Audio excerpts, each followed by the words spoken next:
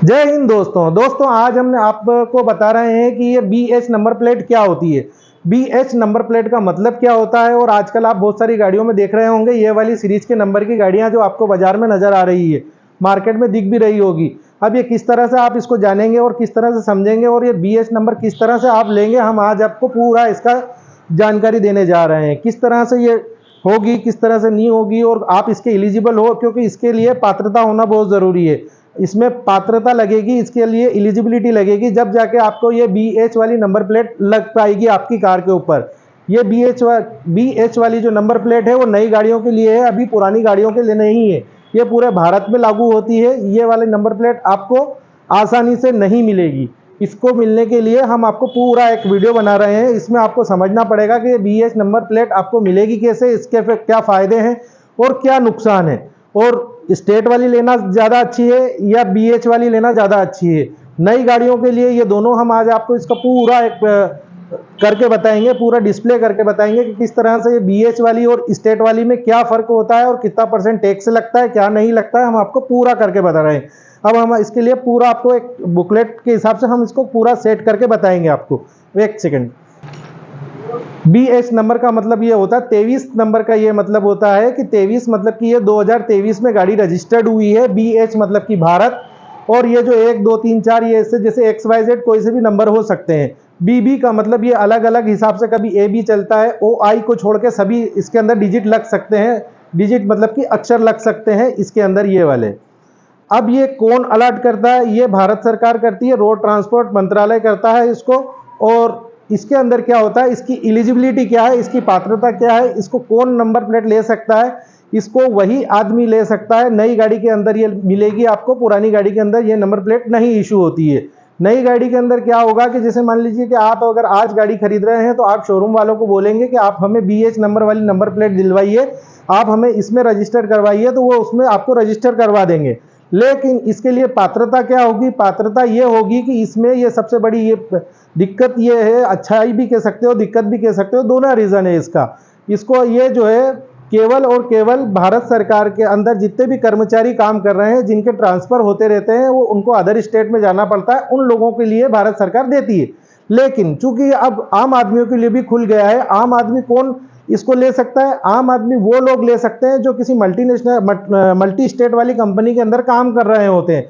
Multi state company का मतलब ये होता है कि जिसकी 4 राज्यों से ज़्यादा अगर उसके ऑफिसेस है उस कंपनी के अंदर, और अगर आप उसके एम्प्लॉय हैं, आप उसके कर्मचारी हैं, तो आप इसको ये नंबर प्लेट ऑथोराइज्ड हो जाएगी। अगर वो उसके ऑफिस वाले लिख के दे देंगे कि हाँ ये हमारा कर्मचारी है और इसको जो है हम 4 स्टेट से हमारे ऑफिस है और इसमें कहीं कहीं हमें जाना पड़ता है, इसलिए इसको ये वाले नंबर प्लेट ऑथोराइज्ड हो जाएगी और आपको ये नंबर प्लेट मिल जाएगी।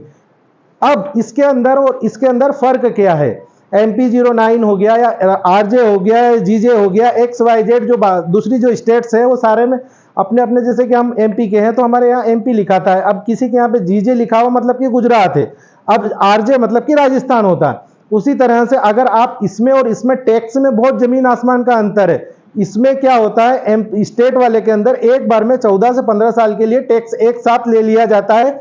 जैसे कि मान लीजिए 10 लाख की गाड़ी है तो 1.5 लाख का टैक्स बन रहा है, तो 11.5 लाख रुपए रोड टैक्स के नाम पे एक बार में जमा हो जाते हैं और आप छुट्टी पा लेते हैं।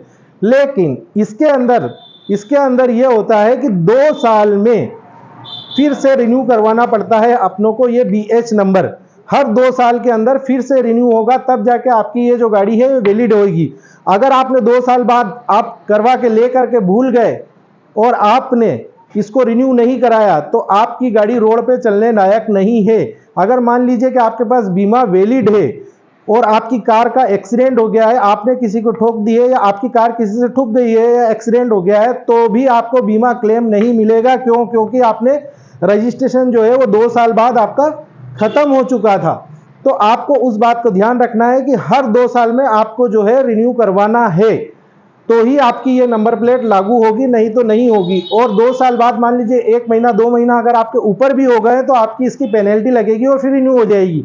इस दौरान मान लीजिए कि आपको इसमें और इसमें डिफरेंस ये है कि ये 1 साल पूरे 15 साल का टैक्स एक बार ले लेते हैं। रोड टैक्स जो स्टेट गवर्नमेंट होती है वो एक साथ ले लेती है। इसके अंदर क्या होता है कि आधा आधा टैक्स लगता है 2 साल में। मान लीजिए गाड़ी का जो कीमत है, गाड़ी की जो कीमत है वो GST मतलब कि मूल कीमत के ऊपर ये 2 साल का टैक्स लेते हैं। सपोज करिए कि 10 लाख की गाड़ी है और अगर पेट्रोल गाड़ी है तो जैसे कि 8% स्लैब बना हुआ है या 10% स्लैब बना हुआ है, 10 लाख के ऊपर पे अलग स्लैब है और अलग अलग स्लैब है। उसी हिसाब से अगर मान लीजिए कि ये 20,000 रुपये आपको लेंगे, शुरू में ये 2 साल के लिए 20,000 रुपये ही लेंगे और ये आपसे एक साथ में 2 लाख रुपए टैक्स के नाम पर ये ले लेंगे। लेकिन इसमें और इसमें बहुत जमीन आसमान का अंतर है, क्योंकि इसमें आपको हर 2 साल में रिन्यू कराना पड़ेगा। इसमें एलिजिबिलिटी होती है, इसमें पात्रता होती है। अगर आप इसके पात्र नहीं है तो ये वाली नंबर प्लेट आपको नहीं मिलेगी। इसमें सबसे बड़ी नंबर प्लेट पात्रता ये जरूरी है कि आप सेंट्रल गवर्नमेंट के कर्मचारी होना चाहिए या फिर आप ऐसी मल्टी स्टेट कंपनी वाले के एम्प्लॉय होना चाहिए या उसके मालिक होना चाहिए, जिससे कि आपको 4 राज्यों में से ज़्यादा आपको जाना पड़ता है, तो आपके लिए नंबर प्लेट बहुत अच्छे काम की है। बाकी के लिए ये जो है आप अपनी स्टेट की लीजिए, क्योंकि 15 साल में एक बार भी आपको टैक्स भरना पड़ेगा और इसके अंदर हर 2 साल में भरना पड़ेगा। और अगर इस दौरान आप इस गाड़ी को बेचते हैं 2 साल बाद, 4 साल बाद, तो आपको इसमें यह फायदा होने वाला है कि आपको 2 साल या 4 साल का ही टैक्स भरना पड़ेगा, बाकी का जो अगला जो खरीदेगा वो टैक्स भरेगा।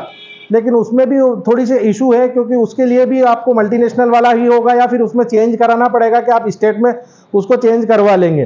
तो ये स्टेट में और BS नंबर प्लेट में और स्टेट की नंबर प्लेट में, राज्य की और स्टेट में, दोनों में ये फर्क है इस तरह से। अब आप समझ ही गए होंगे कि ये 23 मतलब कि 2023 में गाड़ी रजिस्टर हुई है, BS मतलब कि भारत, और ये बीच में जो 1 2 3 4 ये नंबर है, और ये BB मतलब कि ये हर अलग अलग टाइम पर चेंज होते रहते हैं। ये हमने ये जो है आपको पूरा स्लैब आज आपको समझा दिया है। जय हिंद दोस्तों।